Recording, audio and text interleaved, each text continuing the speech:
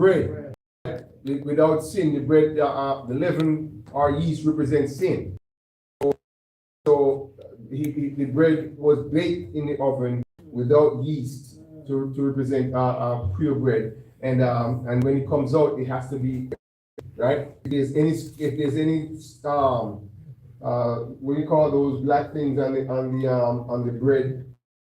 Bun. Any bun or anything?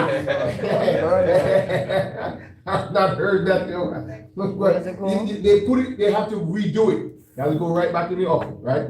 That's how important it was. So we know that Jesus going into the tomb and getting up some morning had fulfilled the perfect sacrifice, right? Which is he came here to fulfill the law which we call the Torah, or the instructions given to him from God, right? So we know the Torah is not the entirety of the Old Testament Bible. Yeah. The Jewish Bible. The Jewish Bible is called the Tanakh. Tanakh, right? Tanakh. It's not Tanakh. It's Tanakh. Right? There you go. Don't spit on anybody. But you have, right? It's the Guttural. You have to have the Guttural. Tanakh. Right? Now, there's a particular religion who make a big fuss about that's the time that they choose to have communion. They only do it once. Right. When it's the month of Nisan. Right. Could you share? Is it that they are correct and we who do it as often as we want to do it? Is there a difference between both of them? Well, anyway, you just repeated what the Bible said, and then you asked me if they're right. What did the Bible say? Do this as often as. Exactly. You repeated it, and then you asked me if they're right. No, they're not. No, they're not right. No, they're not right. Absolutely not. Jesus said, "Do this as often as." Right. Do this. And one day we're going to do a real communion. You know, this little thing with this little wine and that's not communion. I mean, that's a ritual that we do. But one day, maybe next year, there you go. No, and I know. My best friend just did this in his conference. We can do that on that month in Nisan next year. We can do we can recreate the scene and do a real communion. No problem with that. But in terms of the monthly remembrance within the ritualistic atmosphere of the church, you do that as often as possible. You know, you do, because when you break bread with the reason why they recognize Jesus, the men on the way to Emmaus recognized Christ was because of he broke the bread. Yes. How you do it? How did that happen? Because as often, exactly, they recognize, exactly, they recognize how we broke bread. And so Jesus said, you do this as often as possible, you can recognize one another.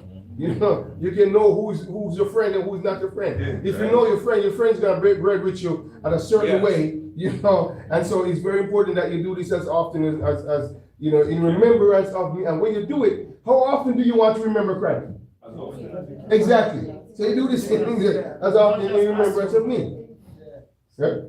So they're being ritualistic. They're being legalistic. You know, we're not into all that. You know, but there's nothing wrong with next year at the start of Nisan. There's nothing wrong if we kick off the year with a and I'm going to plan for that because it was a very, very successful, and so we can do that. You know, I'm going to try and see if we could do a real communion Nisan next year. You know, that would be more wine and bread. Yeah, yes. Right. And possibly lamb too. Veggie lamb, I guess. We can do some Veggie lamb, no more blood. All right, we got 6 minutes. So let's go over the feast days because we only have 6 minutes. Let's go over. I want to get my brother Friar home early today. So let's do the feast days again, and then we'll definitely begin next week by concentrating on one feast day at a time. We want to study each at a time. There's a lot of information to be understood, a lot of things to be understood with the Pentecost, with the unleavened bread, with the first fruit, right? So we have Pentecost, right? This is the first one, We have the unleavened bread, right? We have the first fruit. Then 50 days after that we have Pentecost, and then after Pentecost is no man knows the time or the hour. No man knows the time or the hour, the feast of trumpets. And then after the feast of trumpets, we have what? We have holy, we atone. We have the atonement. And after the atonement, Jesus will come and dwell with us. The feast of tabernacle. The feast of tabernacle. He was born on the feast of tabernacle. He's returning on the feast of tabernacle. That's why his name is Emmanuel. Same thing, to dwell with us. One who dwells with us. Tabernacle means to tabernacle. To pitch a tent and dwell with you and get to know you. Right? That's feast of tabernacle. So on Pentecost, he was laid in the grave. On the morning, he was placed in the grave. I mean, he was as a lamb. Friday night of the lamb was laid in the grave. Then Passover. Then on Sunday morning, on Sabbath, he spent the day in the grave as a perfect sacrifice. That's perfect sacrifice. The unleavened bread, the feast of unleavened bread. And then on Sunday morning, he rose up, and that means the sacrifice was perfect. And he took the first fruit. The graves were open. And the folks, as he resurrected, the folks resurrected with him. And he took them to present them unto the Father Sunday morning. He said to Mary, don't touch me. I have to go and present myself to the Father. And the first fruit was with him. And we know our little lady told us that, the angel, the rendition that was written in Psalm 48 refers to that. Lift up your head, O ye gate, ye everlasting doors, and the King of glory shall come in. And then after that, he stayed with us 40 days. Stayed with them 40 days, and he gave, just like in the feast of atonement, the feast, the tabernacle, just like in the wilderness, he gave them 10 days of atonement. So he left here 40 days after he rose, and 10 days after that is what? Pentecost. They met in the upper room at Pentecost. Just like in Leviticus and Numbers, they were given 10 days to atone themselves before the Day of Atonement. Jesus left 10 days before the feast day before the Pentecost. And on that day, the men were given the gift of tongues in Pentecost. And then that's fulfilled that. And so now we will be fulfilling, we'll be looking now to the feast of, he's coming back now to fulfill the last 3 feast days. Last 3 feast days. Right? From May to June all the way down to September. And in Tishri, in the month of Tishri, is the Feast of Tabernacle. And when we study that, where I show you how Joseph and his wife went down, the new moon, talk about the new moon, he was born. Everything that he did was done in the fullness of time, which is the 14th day of the month, which is the full moon. And the Bible tells you that you can prove that to you from the Bible. So everything comes in one side, right? And so we will study these days.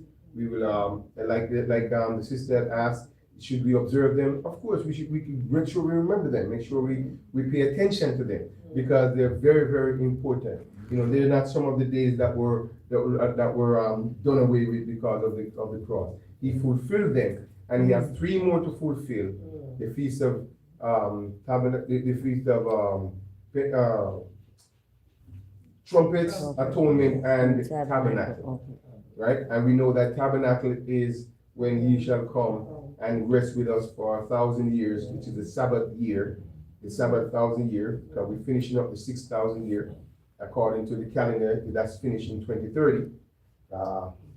And then after that, he comes and take us home. Did I say what's coming 2030? No. But we know that the 2,000 years end in 2030. And then after that is the sabbatical year, the 7,000 year that we shall spend with Christ. And then and it's going to tabernacle with us and fulfilling the feast of tabernacle. So we need to be aware, like I said this morning, of we work and we do our things, but be aware that Jesus Christ is coming back pretty soon, very soon, for this earth. Amen? Amen. I want to introduce you to a young lady Sister, Brittany. Sister Brittany came in this morning.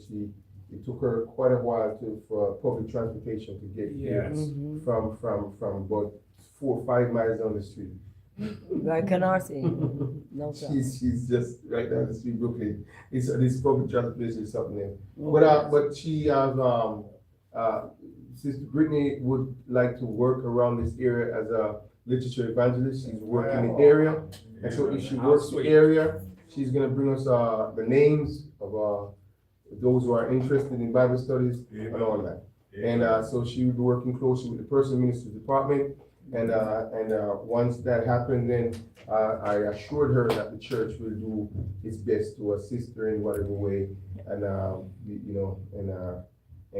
make sure that we have a good synergy relationship. Amen. So that's a good start for us to have someone to go out and get the interest, get the names, and all that. So Sister Brittany just wait to the church. Let me know. That's all. She's a student. She's a student. You sing. You say you sing, right? Did you say you sing? I thought you said that anyway. That's okay. But she's a student at the Medgar Evers School of Nursing. Amen. The nursing department. This is her last semester, and she will be doing her part in trying to get herself covered for her tuition. And so the military evangelism will help her to do that. And of course, the church will try her best. I told her, probably in the midsummer, she can go to another church. But right now, I need her to get us some names and get us some interest around this area so we can begin to evangelize this area. So welcome, man. Welcome. Thank you for taking your interest in Coney Island. Flesh and blood did not send you here. Right, so we thank you for coming. All right, guys. Next week we'll Brother Edwards. Next week we're going to start with the Feast of Pentecost. We're studying the Feast of Pentecost next week. Amen. Amen. We want to end right now because we have to go into a board meeting, take care of the church business, and now we have to get Brother Friday home before it's too late. So let's go. And the rest of us as well, but I heard him. So we don't want to be too late this evening. And he's right, we've been here quite a few long for the last 3 Sabbaths.